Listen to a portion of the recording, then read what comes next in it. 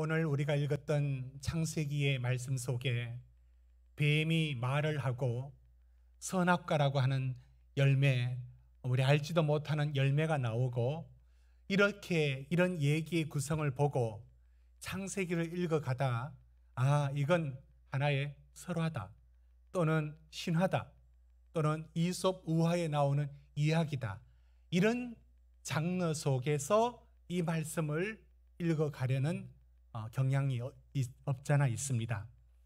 그러나 이렇게 창세기가 때로는 신화적, 때로는 설화에 있는 이야기 방식, 이런 형식을 취하는 것 같지만 알고 보면 무엇인가 말씀하려고 우리에게 그 뜻을 담고 있다는 것을 알 수 있습니다.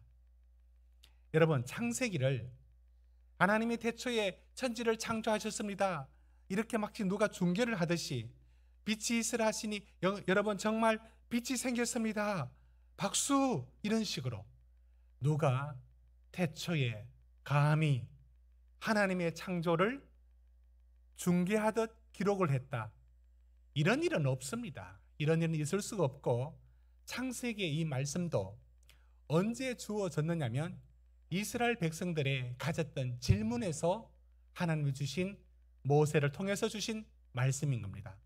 이런 질문을 가졌습니다.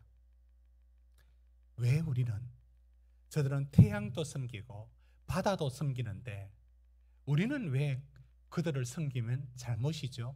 왜 그렇죠? 창세기가 말하죠.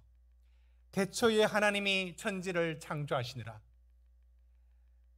땅이 드러나고 묻이 드러나서 땅이 되고 바다가 나누어지고, 이 모든 건 하나님이 지으셨다. 이 모든 것 하나님이 지으셨다. 이게 무엇을 말씀을 해주고 있는 것이지 않습니까? 그리고 그들이 던졌던 주된 질문은 이런 것이었습니다. 왜 우리는 하나님의 말씀을 지켜야 되는데, 하나님의 말씀의 권위가 무엇인데 우리는 이 율법대로 살아야 되는데 왜 우리는 우리 마음대로 살면 안 되는데? 라고 하는 질문들, 이 끊임없는 질문들이 있었고, 그것에 대한 하나님의 말씀이 모세를 통하여 창세기 말씀이 주어져 있습니다. 그러니 창세기를 읽어갈 때에 오늘 우리는 이 얘기가 옛날 옛적의 얘기 이런 식으로 읽으면 되지 않고, 참 놀라운 것은 이 이야기 방식이 창세기의 독특한 형태를 취하고 있지만 이게 오늘 우리를 얘기하고 있다는 사실을 오늘 확인하게 될 것입니다. 자, 그러면 그들이 이제 오늘 그 읽었던 3장의 말씀에서 이 말씀이 나오는 맥락이 어떤 맥락이냐면, 여러분 창세기 1장에 한번 보시면 1장 가보십시오. 하나님이 천지 창조할 때 그 수단을 무엇으로 삼았습니까? 무엇이 수단입니까? 그건 하나님의 말씀입니다. 3장 3절 보십시오. 1장 3절 보십시오. 1장 3절 거기 보시면 우리 한번 같이 한번 읽읍시다.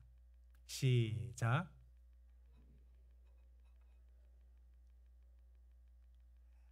이러시되, 하나님이 말씀하시되, 하나님이 이러시되, 6절, 9절, 11절, 14절, 그러니까 모든 것은 하나님의 말씀으로 지어진 겁니다.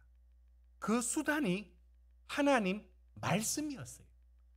자, 이렇게 말씀으로 창조하신 하나님이 하나님의 말씀으로 자연과는 전혀 다른, 그러니까 인간은 하나님의 형상으로 지음을 받았습니다. 자, 그 인간에게 하나님이 어떤 약속을 해주셨느냐? 여러분 2장 16절 17절을 읽어봅시다. 자, 이 말씀을 왜 주셨을까요? 방송실 이거 아니고요. 2장 16절 17절 우리 같이 읽읍시다. 시작.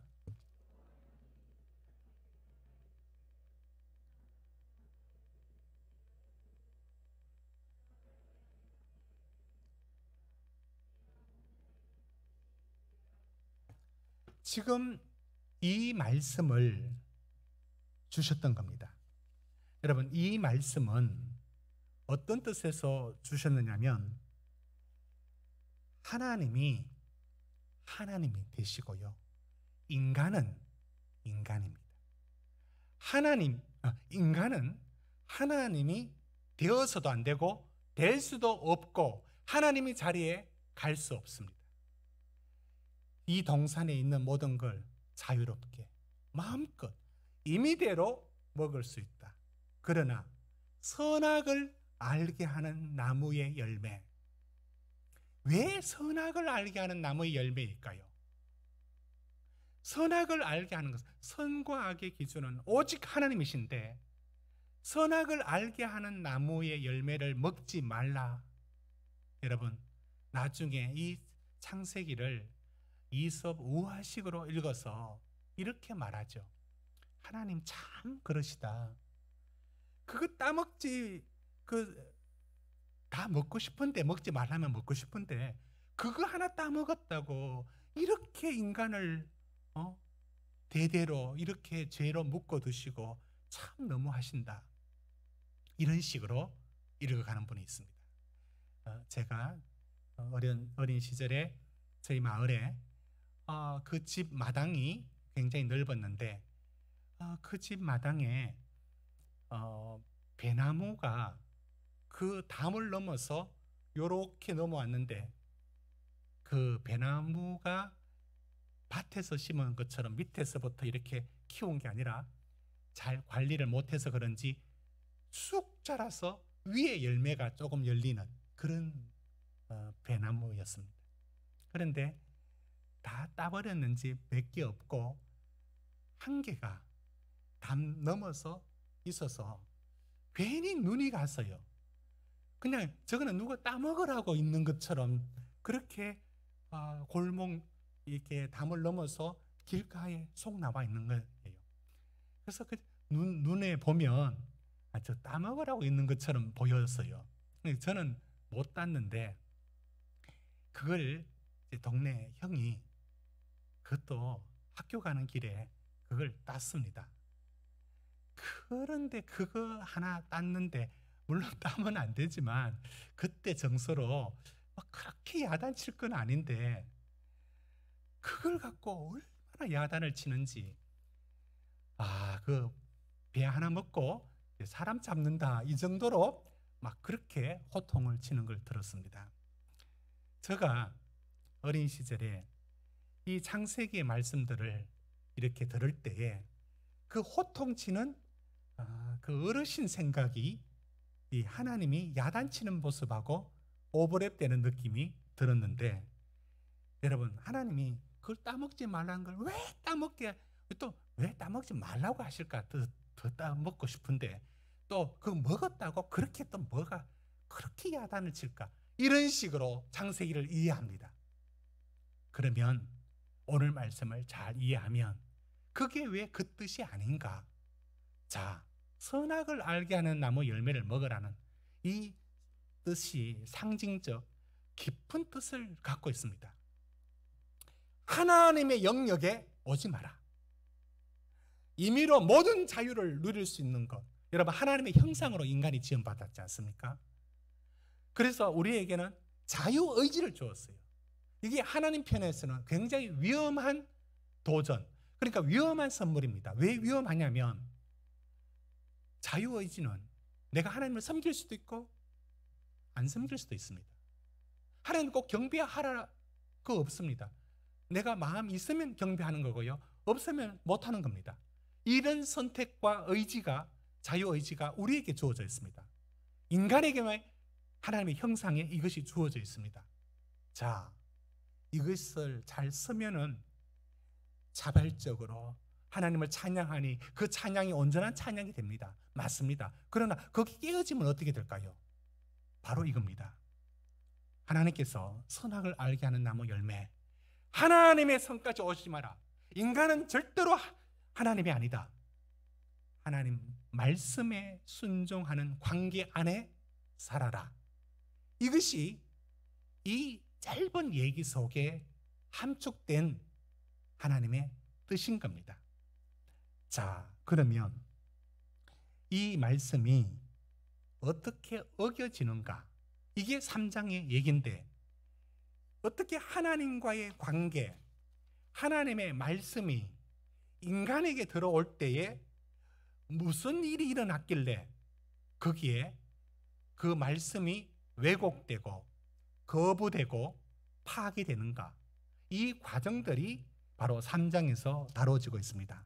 자, 그러면 우리 2장 16절 17절 읽었는데, 이 하나님의 말씀이 인간 하와를 대표하는데, 하와가 뱀의 질문을 받았을 때 어떤 식으로 대답하는가? 여러분, 먼저 비교표를 한번 보겠습니다. 한번 보시죠. 표를 한번 보시겠습니다. 한번 봅시다. 네, 방송실 표를 보여주십시오. 2장 16절 17절과 3장 2절 3절 표를 보시겠습니다.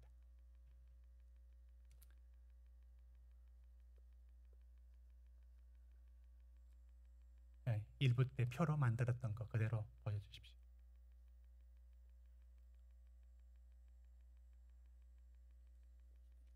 우리 2장 16절 17절 한번 보십시오.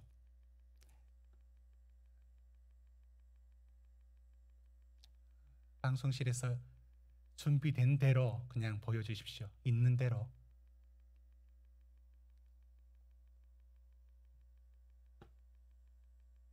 예, 지금 2장 16절 17절의 말씀을 한번 보시면, 하나님이 이제 하신 말씀이 있습니다. 선악을 알게 하는 나무의 열매는 먹지 말라. 그 앞에 동산 각종 나무의 열매는 내가 임의로 먹되, 선악을 알게 하는 나무 열매는 먹지 말라. 내가 먹는 날에는 반드시 죽으리라. 자, 이 말씀이 하와로 대표되는 인간에게는 어떤 식으로 이렇게 바뀌어지는지, 자기 식으로 받아들이는 이 하와가 어떤 식으로 받아들이는가 한번 보십시오. 여러분, 3장 2절 3절 우리 같이 읽으면서 어떤 차이가 있는지 한번 봅시다. 시작.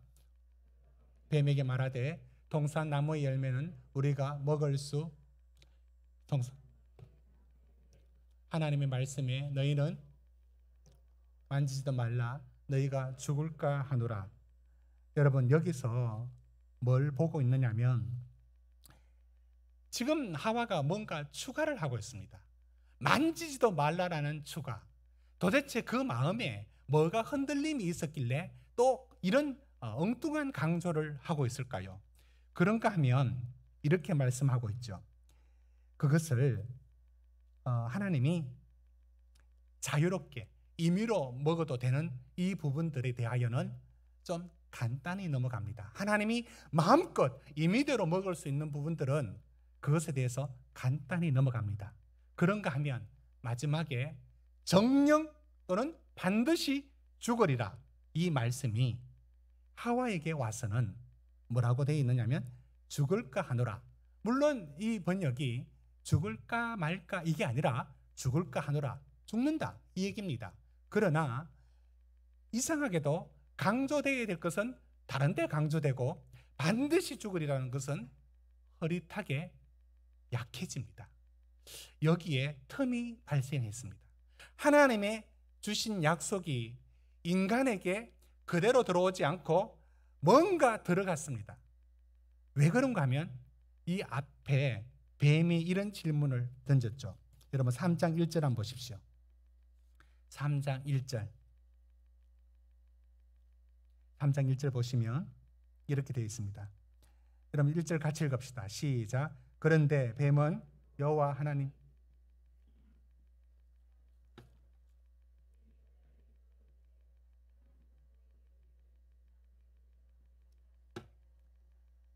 하나님이 참으로 정말 그렇게 말씀했나?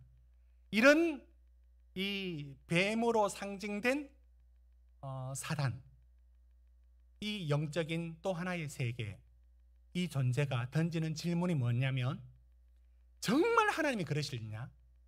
그게 정말 하나님이 원하시는 거냐? 여러분, 맞는 얘기를 진짜냐고 묻는 데는 무슨 의도가 있느냐면 의심이 깔려 있습니다. 자, 이 의심을 불러일으키는 사단의 힘이 인간에게 들어갑니다. 자, 그 틈이 없었으면 좋은데 결국 틈이 벌어집니다. 그래서 그 하나님의 말씀은 어딘가 조금 흐려지고 좀 희석되며 그 말씀이 자기식으로 변형되기를 시작하는 낌새를 보입니다. 그러자 이 틈을 놓치지 않고 3장의 말씀 보시면 뱀이 뭐라고 얘기를 합니까? 여러분 4절을 우리 같이 한번 읽읍시다. 4절 시작. 여러분, 이 말은 앞에 있는 반드시 죽으리라와 정반대되지 않습니까? 이처럼 하나님의 말씀에 사단은 언제나 반대를 합니다. 그 말씀을 뒤집어 버립니다. 그 중간에 선 인간이 어떤 반응을 갖고 있느냐? 그러자 이 말에 흔들리기 시작했던 인간의 반응 5절 보십시오. 5절에 결정적으로 이 말에 넘어갑니다. 5절 시작.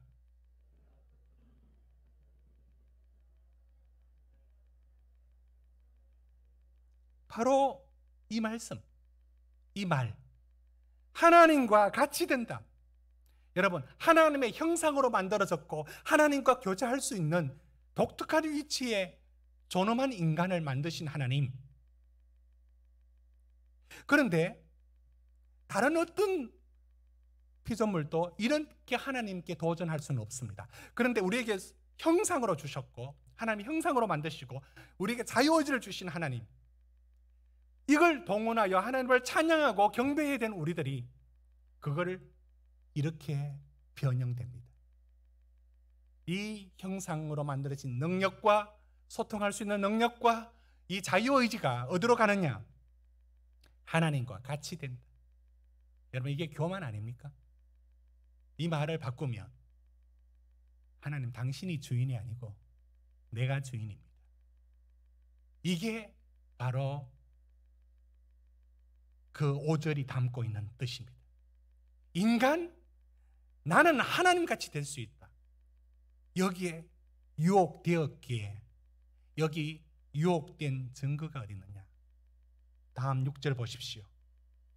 세상이 달라 보이고 선악과가 달라 보입니다. 어떻게?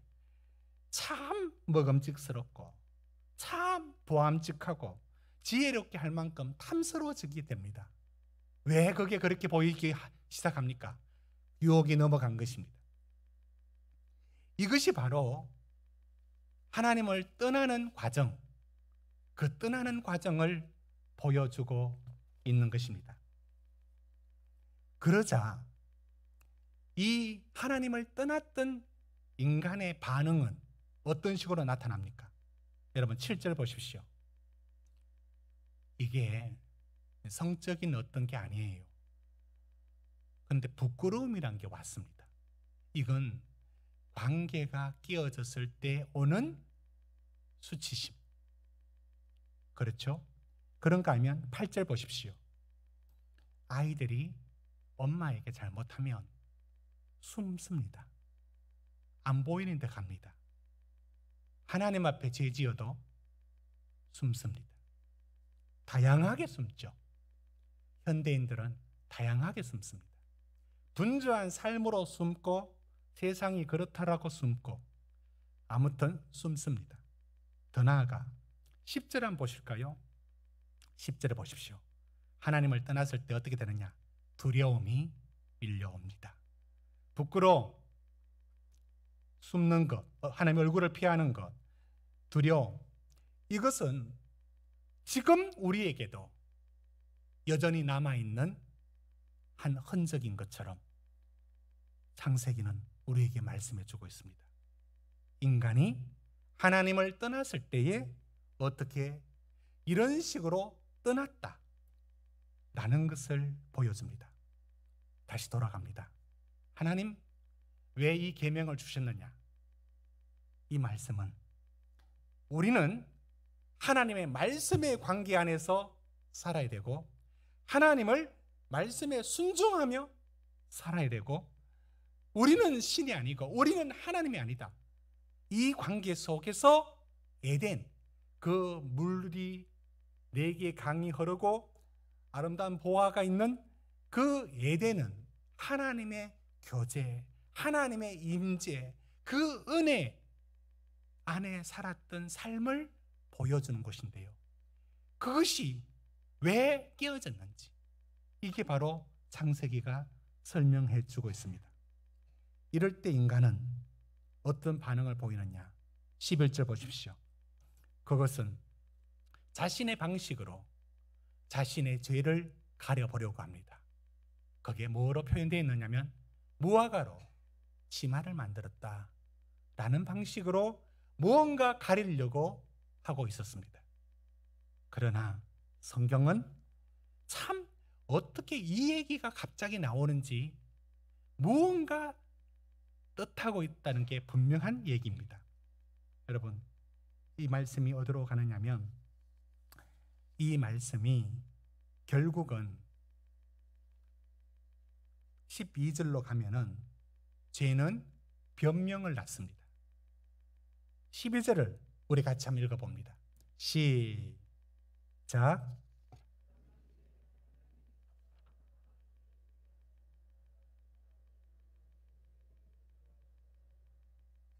결국은 하나님께로 하와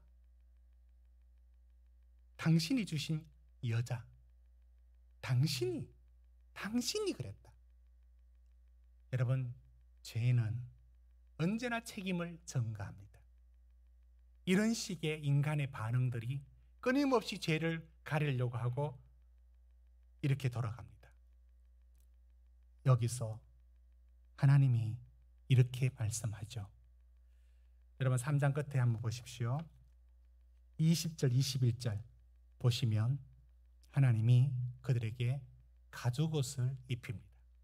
어쩌면 가죽옷을 입히는 것은 앞에 무화과로 자신의 죄를 가리려 했던 인간의 시도에 대하여 하나님의 방식으로 그를 보호하고 받아준다는 그림자가 드리워져 있습니다. 그건 창세기에는 아직 그 빛을 몰라서 무엇인지 모르고 기록했겠지만 신약을 알고 있는 우리들은 신약의 빛으로 이 말씀을 비추면 누군가는 죽어야 돼서 나오는 게 가죽옷, 누군가의 대속으로만이 해결되는 죄의 문제의 해결이 이곳에 들어있는 것은 창세기 때가 아니라 신약을 읽고 와서야 무엇이 들어있음을 알 수 있습니다. 인간은 무화과 방식, 인간의 방식을 뜻합니다. 그러나 하나님의 방식으로만이 이 죄의 문제가 해결되는 것을 보여줍니다. 결국 이 말씀이 우리에게 주신 이유가 있습니다. 그들이 이런 질문을 던졌지 않습니까? 왜 우리는 하나님의 말씀을 순종해야 됩니까? 왜 우리는 우리 마음대로 살면 안 됩니까? 여러분, 이 질문을 지금 던지고 오늘 본문을 보십시오. 이 질문을 던지고 다시 보십시오. 그러면 오늘 본문이 우리에게 말해줍니다. 왜 그러냐고? 하나님 말씀 안에 살아갈 때만이 하나님의 백성이다. 그 안에 참 행복이 있다. 왜 우리는 원망하고 걸핏하면 우상 숭배하고 어떻게 이런 모양으로 살아갑니까? 너희들은 너희 힘으로 구원받을 수 없는 철저한 죄라는 것이 너희 몸에 DNA처럼 들어있다. 이게 3장의 설명입니다. 그 죄가 다른 게 아니다. 하나님을 떠나서 네가 주인 행세하는 것이고 하나님을 인정하지 않고 내가 하나님이 된 자리, 그게 바로 전형적인 죄인 것이고 그게 교만이라고 일러주고 있습니다. 인간은 무엇인가? 어떤 존재인가? 여러분은 인문학에서 가장 인간에 대하여 가장 잘 말해주는 속 시원한 어떤 얘기가 있습니까? 저는 지금까지 인간에 대한 설명을 가장 탁월하게 했던 사람은 프로이드라고 봅니다. 프로이드의 그 인간에 대한 설명, 특히 무의식에 대한 설명들이 아무도 그 얘기를 아무도 말해주지 않는 그때 어떻게 인간을 이와 같은, 그러니까 굉장히 많은 걸 설명이 가능한 인간의 행동의 많은 부분들이 이들하고 부르는 인간 저변에 깔려있는 본성에 가까운 그것이 의식이라는 자아에 가려져 있고 허용되는 범위 안에서만이 나오는데 무의식 속에서는 그것이 언제나 가라앉아 있는 어떤 것이었다. 이런 설명들이 프로이드만큼 탁월한 사람을 본 적이 없습니다. 그건 여러 각도에서 사회를 설명하고 인간을 설명하는데 굉장히 적합한 훌륭한 방식이고 발견이라고 봅니다. 그런데 수천 년 전 인간에 대하여 말씀하고 있는 이 말씀 속에 오늘은 창세기 말씀을 보십시오. 인간이 무엇이냐고요? 인간이 그 속에 죄가 있다는 사실을 얼마나 실감나게 표현하고 있는지, 죽어도 깨어나도 죽었다 깨어나도 인간은 그의 선을 만들어 갈 수 있는 존재가 아니다. 얼마나 문둥이가 문드러지듯이 죄로 물들어 있는지 인간은 모릅니다.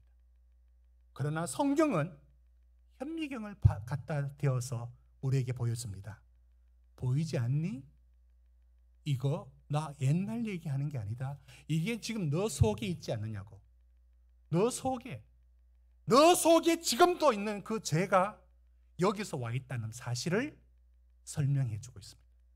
로마서는 이런 우리를 이렇게 말합니다. 로마서 1장 21절 말씀 한번 보실까요? 우리 같이 한번 읽읍시다. 시작. 하나님을 알 때 하나님을 영화롭게도 아니하며 감사하지도 아니하고 오히려 그 생각이 허망하여지며 미련한 마음이 어두워졌나니 스스로 지혜 있다나 어리석게 되어 썩어지지 아니하는 하나님의 영광을 썩어질 사람과 새와 짐승과 기어다니는 동물 모양의 우상으로 바꿨느니라. 이게 인간입니다. 인간이 이런 식입니다. 그 안에 선한 것이 나올 수가 없습니다. 스스로 구원요, 어림없는 일. 그래서 1장 28절부터는 인간 안에 나오는 건 이것밖에 없다고 말합니다. 보십시오. 그 안에 하나님 두기를 싫어하고요, 상실한 마음대로 내버려 두었습니다. 그럼 어떤 일이 나올까요? 이게 죄의 결과 아닙니까? 그래서 모든 불의, 수학, 탐욕, 악의가 가득, 또 시기, 살인, 분쟁, 사기, 악독이 가득, 수근수근, 비방, 하나님을 미워하는 거, 능욕하는 거, 교만한 거, 자랑하는 거, 악을 도모하는 거, 부모를 거역하는 거, 우매한 거, 무정한 거, 이런 온갖 것들만이 나옵니다. 이게 인간이라고 말합니다. 우리는 성경의 빛이 아니고는 내가 무슨 죄 짓는데 나는 그런 죄를 인정할 수 없어 라고 말할 겁니다.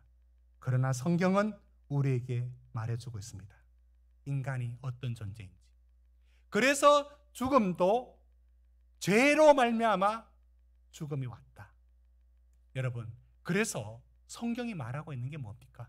창세기가 그 생명나무에 이르지 못하도록 가로막고 있는 이 말씀처럼 유한한 인간이 되고 말았습니다. 죽음이 우리에게 찾아왔습니다. 그래서 하나님의 구원은 요한복음에 항상 이런 식으로 말을 하고 있습니다. 요한복음 3장 15절 말씀 한번 볼까요? 이는 그를 믿는 자마다 영생을 얻게 하려 하심이라. 16절에도 하나님이 세상을 이처럼 사랑하사 독생자를 주시서는 이는 그를 믿는 자마다 멸망치 않고 영생을 얻게 하려 하심이라. 다음에도 아들을 믿는 자에게는 영생이 있고 아들에게 순종하지 않는 자에게는 영생을 보지 못하고. 여러분, 왜 구원을 영생으로 말할까요? 죄의 결과로 죽음이 왔는데 그 죽음에서의 구원이란 것은 예수 그리스도를 통한 영생. 그래서 영생, 잃어버렸던 영원한 생명을 다시 찾는 것이 영생입니다. 이것이 예수 그리스도를 통해서만이, 오직 그리스도를 통해서만이 얻을 수 있는 것이라고 말씀하고 있는 것입니다. 하나님과 같이 되어. 이게 바로 인간의 죄입니다. 겸손하면 그 사람은 교만하지 않다라고 말하겠죠. 성경은 조금 더 그 사람이 겉으로 아무리 겸손하다고 밑바닥에 어떤 말로 깔고 말을 하더라도 당신 안에 들어있는 것은 결국은 죄이고, 죄의 뿌리 속에는 교만이 들어있습니다. 내가 주인이야. 내가 알아서 하는 거야. 여러분, 결국 러시아의 푸틴의 야욕이 한 나라의 무고한 생명들을 죽여갑니다. 피난하는 길에 포탄이 떨어져서 가족들이 여행 가방을 옆에 두고 다 쓰러져 죽어가야 하는 이 모든 비극들을, 그러면 푸틴의 입장에서는 어떻게 갖고 있느냐면, 그 발칸반도 더 이상 물러설 수 없다, 나토에 더 이상 우크라이나를 내줄 수 없다 등등, 일찍이 너희는 같은 러시아가 아니었느냐, 그 소련을 얘기할 것이고, 수만 가지 정치적인 이유와 현실적인 이유를 덮고 있습니다. 그러나 성경은 말합니다. 그 100만 가지 이유를 갖다 대더라도 너는 네 목적을 위하여 누구를 죽이더라도 상관없이 이루고자 하는 야욕이 근본적인 동기라고요. 이게 바로 창세기가 인간을 심판하고 진단하는 방식입니다. 근본적으로 뭘 100만 가지로 이유를 갖다 대고 현실적인 이유를 대면서 변명하지만 그 속에 들어있는 바로 그 죄성의 발열이 그렇게 나타나고 있을 뿐인 겁니다. 이렇게 성경은 오늘 우리의 모습을 있는 대로 보여주는 것이 창세기입니다. 우리는 이 말씀이 주어졌을 때에 한 가지 질문을 남겨두고 있습니다. 왜 우리는 율법을 지키고 살아야 되는가? 그래서 오늘 첫 아담은 그 말씀을 어깁니다. 하나님 말씀대로 살지 않습니다. 순종하지 않습니다. 그래서 뭐죠? 죄의 길로 들어갔습니다. 여러분, 예수님께서 사단에게 시험을 받을 때에 돌이 떡이 되어라, 성전 꼭대기에서 뛰어내려라, 이런 세 가지의 시험이 주어졌을 때 그때마다 항상 우리 주님이 하셨던 말씀이 있습니다. 마태복음 4장 4절 말씀 한번 띄워주십시오. 예수께서 말씀합니다. 기록되었으되. 다음 두 번째 시험에도 말합니다. 예수께서 이르시되 또 기록되었으되. 세 번째 천하만국의 영광을 보여주면서 엎드려 절하라고 했을 때도 동일하게 말씀합니다. 기록되었으되 주 너의 하나님께 경배하라. 하고 다만 그를 섬기라. 사단은 예수님을 시험하는 게 기적과 능력으로 시험할 것 같죠. 왜? 돌을 떡으로 바꾸라니까. 성전 꼭대기 뛰어내리라고 하니까 능력을 테스트하는 것처럼 보여질 겁니다. 사단은 사실 예수님의 능력을 시험하는 게 아니에요. 봐라, 돌을 떡으로 바꾸었지? 이렇게 하여 승리하는 게 아니에요. 그렇게 했을 때 벌써 진 겁니다. 왜? 사단이 의도하는 게 무엇이냐면, 사단이 의도하는 건 이런 겁니다. 너가 원하는 메시아가 되라. 너가 원하는 메시아가 되라. 예수님이 사단의 시험을 거절할 때 내 생각에는 말이야 한마디도 없습니다. 기록되었으되 자신을 말씀 안에 둡니다. 그리고 하나님의 아들의 증명을 어떻게 하시는지 아십니까? 하나님 말씀에 내가 원하는 메시아 아니? 사람들이 원하는 메시아도 아니?